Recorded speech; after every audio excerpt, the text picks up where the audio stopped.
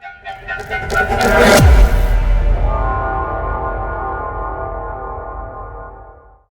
Friend, paper trading YouTube channel में आपका स्वागत है।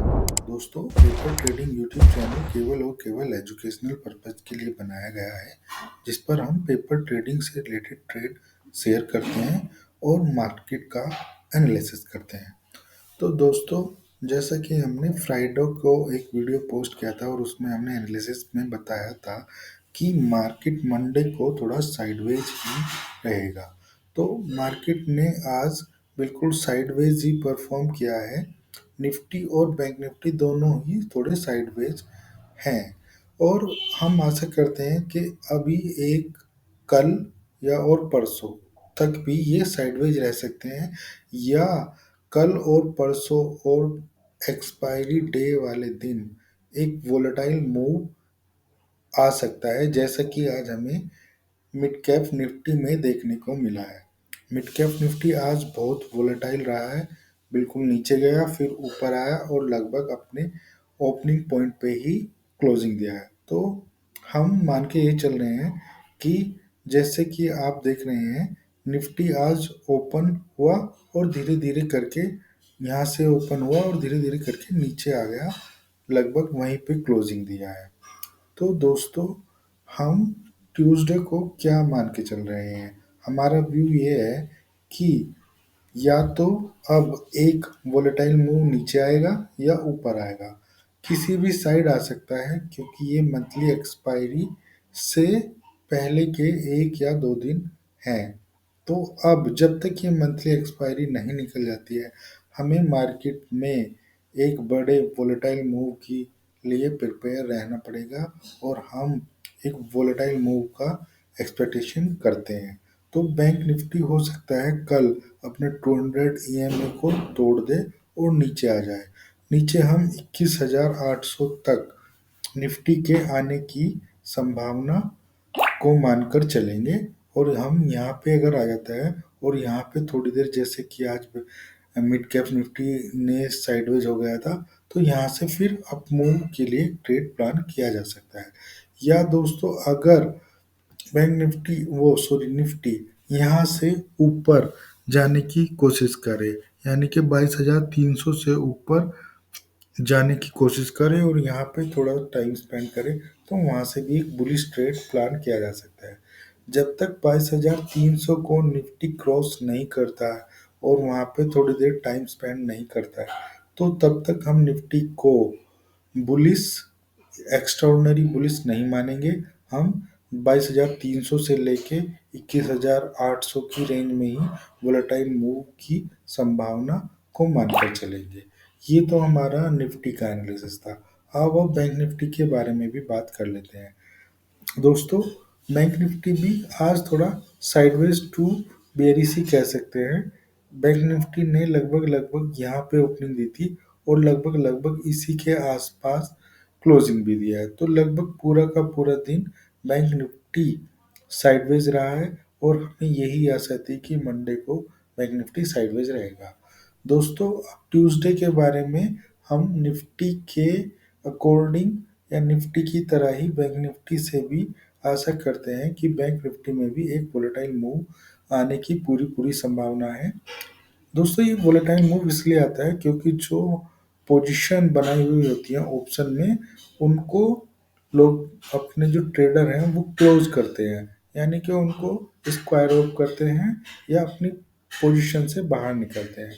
दोस्तों, जो बड़े आदमी होते हैं या बड़े रिटेलर होते हैं या फंड हाउस होते हैं, हेज फंड हाउस होते हैं, या एफआईआई कह सकते हैं, डीआईआई तो ऑप्शन में ट्रेडिंग नहीं करते हैं, लेकिन एफआईआई और हेज फंड ऑप्शन में ट्रेडिंग करते हैं। तो जब वो अपनी पोजीशन से बाहर निकलते हैं, उसको स्क्वायर ऑफ करते हैं, तो एक शॉर्ट कवरिंग ट्रिगर हो जाती है और वो शॉर्ट कवरिंग बहुत तेज गति से आती है और वो ऊपर की तरफ भी आ सकती है और नीचे की तरफ भी आ सकती है। तो दोस्तों, अभी एक और दो दिन, यानी मंडे तो चला गया, ट्यूसडे और वेडनेसडे को एक वोलेटाइल मूव आने की संभावना है और ये वोलेटाइल मूव जरूर आएगा। अब हमारे पास एक्सपायरी के लिए केवल 3 दिन बचे हैं, तो 3 दिन में किसी भी दिन हम वोलेटाइल मूव की आशा बिल्कुल मानकर चलेंगे और ये वोलेटाइल मूव जरूर आएगा। तो हो सकता है ये वोलेटाइल मूव पहले ऊपर की तरफ आए या हो सकता है नीचे की तरफ आए। तो दोस्तों बैंक निफ्टी में हम कहाँ तक की रेंज मानकर चलेंगे, इसको हम 1 आवर के चार्ट पर हम इसको कन्वर्ट कर लेते हैं। दोस्तों अब आप देखेंगे ये 1 आवर का बैंक निफ्टी का चार्ट है दोस्तों।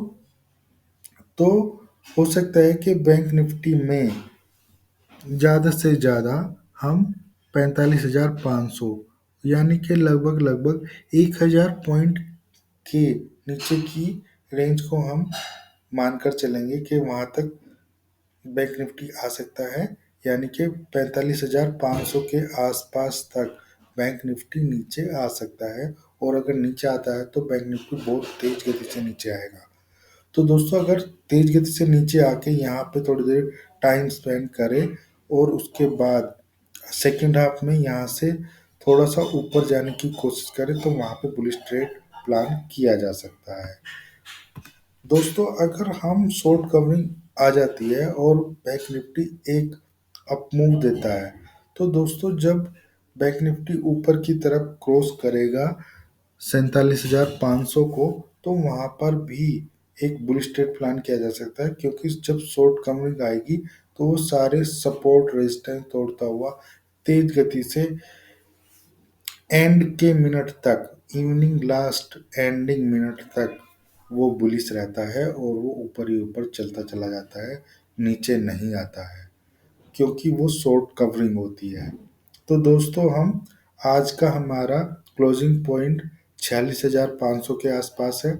तो हम 45,500 तक नीचे आने की बैंक निफ्टी की संभावना है और 1,000 पॉइंट यानी कि 47,500 तक ऊपर जाने की संभावना है।